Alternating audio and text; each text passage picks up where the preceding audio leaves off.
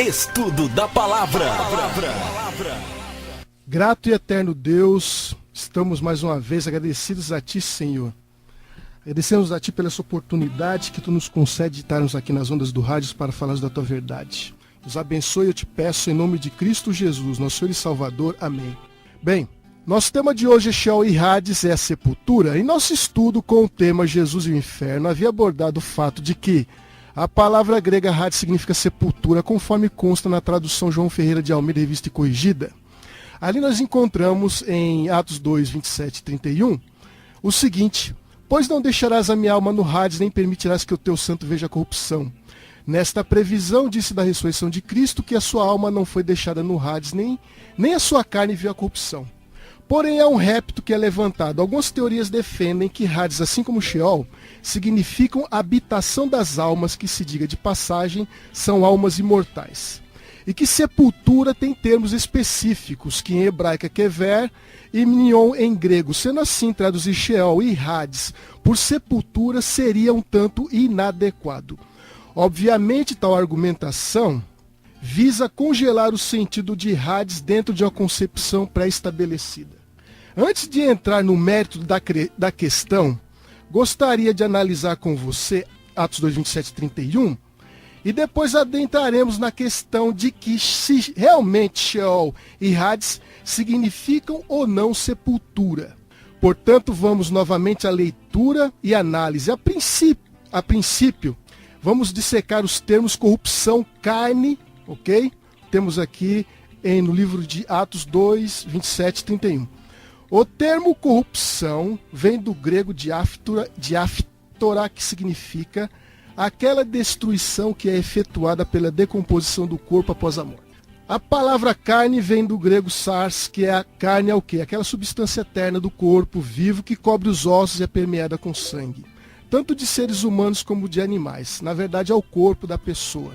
Agora analisemos a palavra alma, que também temos ali, nesse contexto, porque a palavra diz o seguinte, verso 27 de Atos 2, pois não deixarás a minha alma no Hades. A palavra alma aqui vem da palavra grega psique, que dentre vários significados tem este. Se refere com respeito ao homem, uma alma, uma pessoa vivente. Algumas traduções vertem por inferno a palavra Hades, ou seja, segundo essas traduções, Jesus foi para o inferno. Traduções que traduzem a palavra Hades como inferno, temos como exemplo a Reina Valera e a King James, que reafirma que Jesus foi para o inferno. Eles traduzem assim a palavra Hades. Para nossos irmãos que adotam essas traduções, sem sombra de dúvidas, Jesus foi para o inferno. Isto se considerarmos como correto que o Hades significa inferno, como hoje é ensinado pela teologia popular. Acredito que é melhor fantasiar que Jesus foi para o suposto seio de Abraão do que para um hipotético inferno de fogo. Temos assim um aspecto que não posso desprezar, que seria: por que alma aqui não pode significar alma imortal? O texto ali do Atos 2, 27 diz: não permitirás que a minha alma permaneça no Hades. Será que ele está se referindo à alma imortal?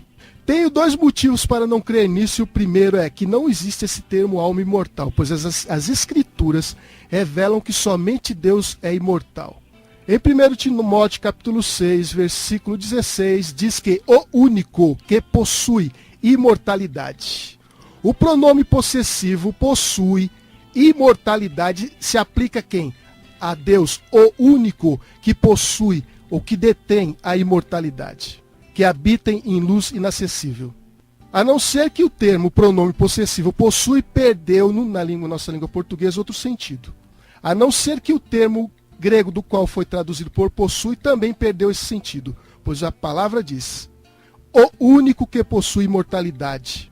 Em 1 Timóteo capítulo 1, versículo 17, afirma que assim ao Rei eterno, imortal, invisível, Deus único, honra e glória pelos séculos dos séculos. Amém. Mas segundo alguns, que apesar de Paulo afirmar isto, dizem que Deus não está dizendo que Paulo não está dizendo que Deus é o único ser imortal. Baseando-se em Lucas 20, versículo 36, que diz: pois não podem mais morrer, porque são iguais aos anjos e são filhos de Deus, sendo filhos da ressurreição. O texto em questão, em ponto algum, sugere que os anjos são imortais por natureza, mas diz que os salvos serão ressuscitados e com isso irão compartilhar de uma imortalidade que não possui, pois claramente é afirmado, não podem mais morrer. Isso indica que anteriormente podiam morrer. E por que não podem mais morrer? Vamos continuar no decorrer do nosso estudo e veremos por que não podem mais morrer. Em suma, todas as criaturas de Deus só podem possuir a imortalidade se Deus assim o conceder. Somente Ele é por natureza imortal. Somente Deus é inerentemente imortal. Aliás, a imortalidade é um dos atributos da divindade. Podemos supor que o homem é divino ou que os anjos sejam divinos? Vamos ler outras citações paralelas que tratam dessa questão que levantamos agora, de Lucas, capítulo 20, versículo 36. Essas passagens nós encontramos em Mateus, capítulo 22, versículo 30 e Marcos 18, 25. Primeiro, Mateus 20, versículo 30 nos afirma: porque na ressurreição nem casam, nem se dão em casamento, são, porém, como quem? Como os anjos.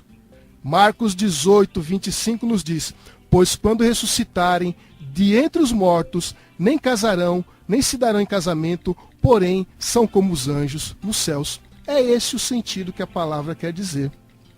O sentido de Lucas, capítulo 20, versículo 36, jamais está admitindo ou dizendo que os anjos são imortais. Presumir isto ser um amparo de outras passagens paralelas é presumir errado. O contexto desses versos se refere à indagação feita pelos saduceus sobre uma mulher que teve 7 maridos. Pois, segundo a lei do levirato, ela se casou com 7 irmãos. A conclusão seria, de quem ela seria esposa na ressurreição? Agora, onde esses versos sugerem a imortalidade inata do homem? Eu respondo, em momento algum. Eles dizem somente que, assim como os anjos não se casam ou se dão em casamento, o mesmo ocorrerá com aqueles que forem ressuscitados. A discussão aqui girou em torno da ressurreição. Nada mais do que isso. Diante de tais informações, passemos a compor o quadro que temos.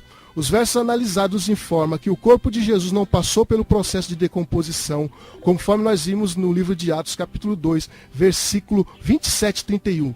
O corpo de Jesus não passou pelo processo de decomposição, ou seja, a alma, o corpo de Jesus, não entrou em processo de decomposição.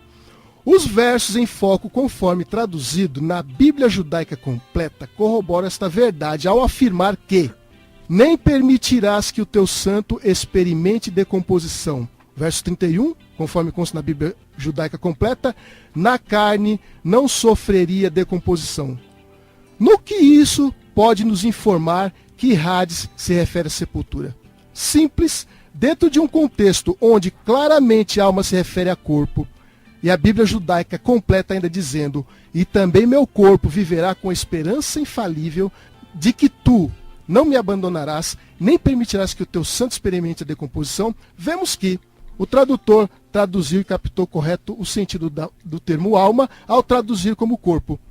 Dando continuidade dentro de um contexto onde temos referência a corpo, decomposição, a conclusão é óbvia. Hades significa, nessa questão em que estamos trabalhando, sepultura. Ir além é apenas mero malabarismo com as palavras. A palavra Hades ocorre 10 vezes no Novo Testamento. Na João Ferreira de Almeida, revista e atualizada, ela é traduzida 7 vezes como inferno. E se encontra em Mateus 11, 23, 16, 18, Lucas 10, 15, 16 e 23, Apocalipse 1, 18, 6 e 8 e Apocalipse capítulo 20, 14. E é traduzido 2 vezes como morte, como podemos ver em Atos capítulo 2, versículo 27 e 31, e como além, uma vez em Apocalipse 20, versículo 13. Isso eu estou falando da João Ferreira de Almeida, revista e atualizada. É interessante que na João Ferreira de Almeida, revista e corrigida, em Atos 2, 27 e 31, morte, ela é transliterado por Hades. Já na João Ferreira de Almeida atualizada, Hades é traduzido como sendo morte. E além, no Apocalipse 18, versículo 13, é traduzido como inferno. As teses que defendem a existência de um inferno de fogo insistem que Hades tem esse significado apenas, e contestam as traduções que vertem Hades por sepultura, tais como o Novo Testamento de James Murdoch, a versão inglesa contemporânea e a Bíblia, a Palavra de Deus. Teorias, é interessante que todas essas traduções, ela diz o seguinte, que Hades ali é sepultura, o Senhor não me deixará na sepultura. A James Murdoch diz, porque tu não deixarás a minha alma na sepultura. A tradução Goodsword diz, porque você não irá me abandonar a minha alma na sepultura. Teorias que defendem a existência de um inferno de fogo em plena atividade atualmente não aceitam que Hades seja traduzido por sepultura. Isto ocorre pura e simplesmente por causa de conceitos pré-fabricados, que condicionaram, engessaram o termo Hades a significar e a dar a entender única e exclusivamente inferno de fogo, sem falar no seio de Abraão, que segundo a teoria fantástica da imortalidade da alma, foi transferida para o terceiro céu quando da ressurreição de Jesus. Não seria por demais afirmar que isso não passa de mero devaneio teológico? Na verdade, de origem da mitologia grega, isso aí é tirado, viu?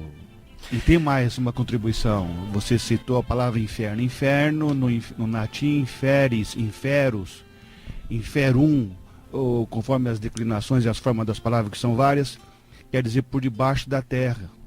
Não tem nada a ver com a ideia de tormento eterno. Isso foi enxertado pela Igreja Católica na Idade Medieval, que está hoje inserido dentro da Igreja Cristã Protestante.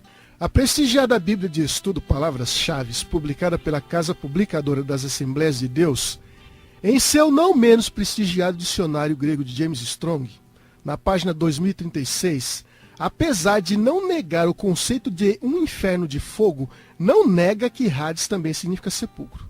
Notemos, página 2036.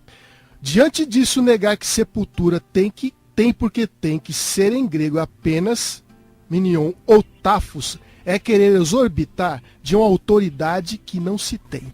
Dediquemo-nos agora à palavra sepultura. É ventilado que essa palavra também não pode ser traduzida por sepultura, pois novamente tem aquela história que sepultura em hebraico é kever. Gostaria de ampliar o leque adicionando outras palavras que têm a mesma conotação. Keburá, que também que significa sepultura, bor, que significa cova, e antes que me esqueça, shahat, que figuradamente significa sepultura. Então não é só kever, né? Apesar de não ser aderente daquela frase que diz nunca diga nunca, mas devemos sempre dizer nunca para tudo aquilo que nos afasta de Deus, creio que aqui essa frase se aplica de maneira magistral. Nunca diga nunca. Pois querer condicionar termos bíblicos a nunca dizerem isso ou aquilo é uma tarefa que ninguém pode arrogar para si. A palavra Sheol pode sim ser entendida como sepultura. Bom, vamos ver então essa questão aqui de que a palavra Sheol pode sim ser entendida como sepultura. Porque o importante é a gente entender e saber resolver essas aparentes contradições, né, que estão na Bíblia. Porque a pessoa às vezes vai ler a Bíblia e dá a impressão que num ponto ela está dizendo uma coisa e em outro ponto está dizendo outra, né? Exato. E um detalhe só para concluir também, por exemplo, se a gente traduzir a palavra Sheol ali no contexto de Jonas, quando ele estava na barriga do peixe, vai ficar meio complicado a gente entender que Jonas clamou do inferno ao Senhor, não é? Exato. Então, assim, a Bíblia ela não pode entrar em contradição. A questão não é nada pessoal contra as pessoas e contra ninguém, mas resolver as próprias aparentes contradições da Bíblia. Porque nós cremos na Bíblia, pelo menos nós do Ministério da Verdade para o Tempo do Fim, entendemos que a Bíblia, ela deve e ela se explica por si mesma. Vamos continuar, Marcos? A palavra Sheol pode sim ser entendida como sepultura sem nenhum problema. A versão dos 70, comumente conhecida como a versão Septuaginta, traduz a palavra Sheol em Isaías 38:18 como Hades. O mesmo Hades que, conforme o dicionário de James Strong, significa sepultura. Em Isaías 38:18 temos a sepultura, Hades, não te pode louvar, nem a morte glorificar-te. Não esperem tua fidelidade os que descem a cova. Novamente nós temos Hades aqui. Chama a atenção nesse verso que a palavra Hades, que aparece 2 vezes na versão dos 70, ela é traduzida tranquilamente como sepultura e cova. Essa versão foi traduzida a pedido de Ptolomeu II Filadelfo, rei do Egito. Segundo reza a tradição, algumas literaturas dizem que foi por 72 eruditos. Já pensou se caso eles fossem aderentes desse conceito de que porque tem que ser traduzida a palavra hebraica, Sheol, tem que significar sempre isso? Imagina se eles fossem fazer proceder dessa maneira? Como é que eles iriam traduzir? Mas infelizmente eles fizeram o que todo intérprete da Bíblia deve, ou pelo menos deveria fazer, ser imparcial. Até a conservadora Bíblia, King James, também traduz Sheol como sepultura em Isaías 38, verso 18. Porque a sepultura não pode te louvar. A morte não pode, até celebrate, não pode celebrar, ou que seja, o que está entendendo como celebrar aqui? Te louvar? Será que os tradutores da King James estavam errados quando traduziram Sheol por sepultura? Será que a Sociedade Bíblica do Brasil está errada em deixar circular por esse Brasil afora a sua tradução de Isaías 38, 18, que segundo alguns é um equívoco? Será que os 70 cometeram, a King James, será que cometeram um erro crasso em traduzir cova por Hades, que é o equivalente do hebraico Sheol? A sepultura, o Sheol, não te pode louvar, nem a morte glorificar-te, não esperem tua fidelidade os que descem a cova. João Ferreira de Almeida, Revista e Atualizada. Dando continuidade a esse tema, gostaria de explorar mais um pouco essa questão. As traduções da Bíblia de Jerusalém e João Ferreira de Almeida, Revista e Corrigida, como havíamos previamente visto, traduz o inferno por Hades. Porém, a Bíblia judaica completa traduz Hades por Sheol, ou melhor dizendo, a título de exemplo, vejamos apenas a parte de nosso interesse. Mas eu gostaria de, a título de curiosidade, nas ocasiões em que a palavra Hades aparece na Bíblia judaica completa, que são 10 vezes, que consta ali, em todas essas ocasiões a Bíblia judaica completa traduz Hades como Sheol. Em Atos 2, 27 e 31, David Ster traduz assim: Tu não me abandonarás no Sheol. Atos 2, 31, ele não seria abandonado no Sheol, por acaso em virtude de um cochilo. O tradutor dessa Bíblia, David Ster, não se equivocou? Obviamente que não, pois ele traduz isso aí, o termo Hades, por Sheol, 10 vezes. Nenhum momento, talvez, em algum verso, ele tenha transliterado de maneira um tanto equivocada. Bem, quem pode responder isso? Somente ele. Gostaria de retroagir um pouco e voltar a falar sobre o uso de Sheol no livro de Jonas. A Septuaginta traduz essa palavra por Hades. Jonas 2, 3. Aquela mesma citação que Deus diz, que Jonas, se você gostaria de consultar na Bíblia, seria interessante nós lermos isso daí, porque apesar de termos falado muitas vezes, muitas ocasiões disso daí, gostaria de ler com você, meu querido ouvinte, essa citação de Jonas 2, versículo 2 e 3, para contextualizarmos como falou Alexandre. Qual livro o pessoal ir procurando? Jonas, capítulo? Capítulo 2, versículo, a começar do versículo 2, 3.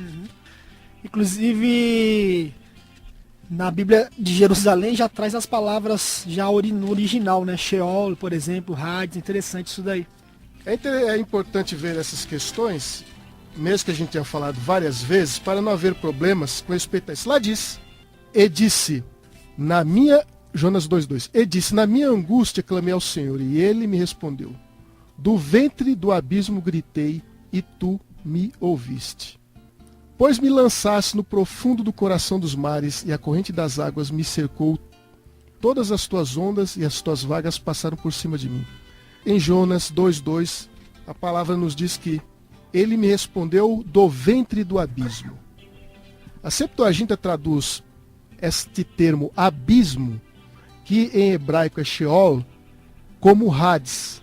O mesmo Hades que insiste em afirmar que é um lugar onde estão as tais almas imortais, sofrendo terríveis castigos. Só que Jonas esteve no inferno Hades e não viu nada disso. Aliás, para Jonas, o inferno era o ventre do grande peixe. Onde estavam ali os fogos ardentes do inferno?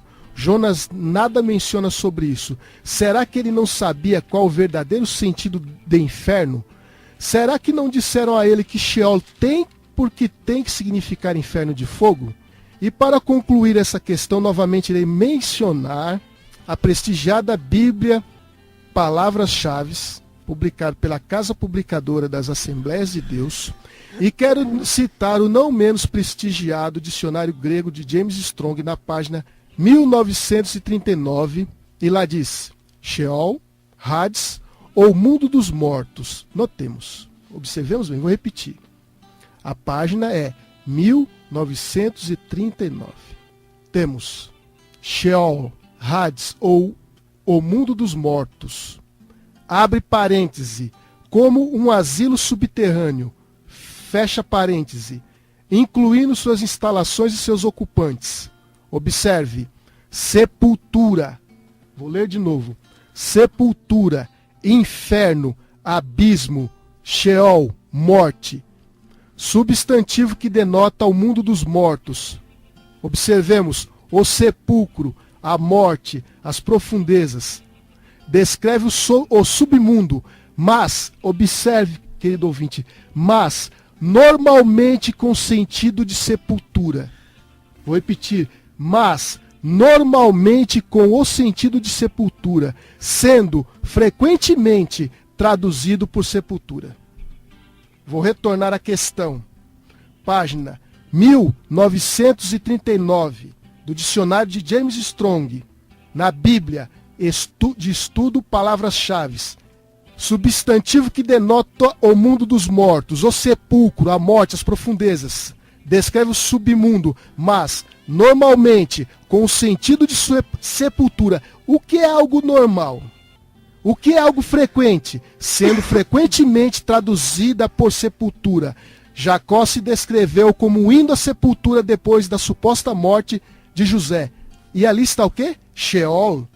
Corá, o Coré, Datã e Abirão desceram o interior da terra, que se tornou o seu sepulcro. O que está ali? Sheol também. Quando Deus os julgou em Números, capítulo 16, versículo 30, 33, 1 Samuel 6, Davi descreveu seu combate com a morte nas mãos de Saul como se sentisse as cordas ou os laços da sepultura, ou seja, Sheol novamente, agarrando-o. 2 Samuel, capítulo 22, versículo 6. Talvez então dê até para entender um texto um pouco assim, aparentemente controvertido, que se encontra em Provérbios 15, 24, que diz assim: para o entendido há o caminho da vida que o leva para cima, a fim de evitar o inferno embaixo. O Senhor declara que resgatará o seu povo do sepulcro ou Sheol, Oséias 13, 14. Abacuque declarou que o desejo da sepultura por mais vítimas nunca se sacia. Abacuque 2, 5. A palavra significa profundezas ou Sheol. Jó chamou os caminhos do Todo-Poderoso de mais elevados que o céu e mais profundos que o Sheol ou as profundezas da terra. Jó 11, 8. Segundo essa definição magistral de James Strong, o qual diz que Sheol é sepulcro, sepultura, e que normalmente é esse o sentido, e que frequentemente é traduzido por sepultura, conforme encontramos em Oséias 13, 14, e mais ainda que nos diz que é profundeza da terra, conforme registrado em Jó 11, 8, posso eu, após tais informações, aceitar que Sheol não é a sepultura? Onde estão os fogos ardentes do fictício inferno de fogo? Medite, querido ouvinte. Onde estão os ardentes fogos fictícios do inferno de fogo? Creio que não é necessário mais nenhum comentário, a não ser dizer que a doutrina de um inferno de fogo e a sua doutrina irmã, a doutrina da imortalidade da alma, não encontram amparo nem no Novo Testamento e muito menos no Antigo Testamento. Pode-se tergiversar, pode-se escamotear, pode-se emendar, pode costurar, pode-se inventar ficções, pode-se inventar novelas, contos, mas não pode-se afirmar de maneira correta, adequada e séria que essas doutrinas têm o amparo das Escrituras.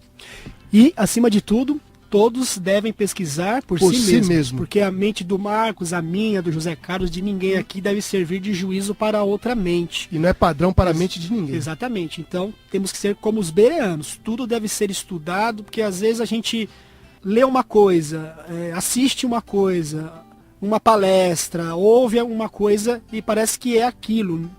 Mas a gente tem que sempre analisar o outro lado, sempre analisar o contexto. Para que aí sim, quando tudo for analisado, quando tudo for estudado de uma forma assim profunda, aí sim a pessoa tenha tirado as suas próprias conclusões. Uma coisa é certa, a Bíblia nunca irá entrar em contradição. Pelo menos é isso que crê o Ministério da Verdade para o Tempo do Fim. Respeitamos aqueles que creem diferente de nós, é verdade. Mas nós acreditamos assim. E a pessoa sincera, ao ler a Bíblia, Deus irá mostrar a ela a verdade acerca de todos esses fatos, não é? É isso aí. Eu sou Marcos Alves, esse é o seu programa A Verdade para o Tempo do Fim. Tenham uma boa tarde e fiquem com Deus.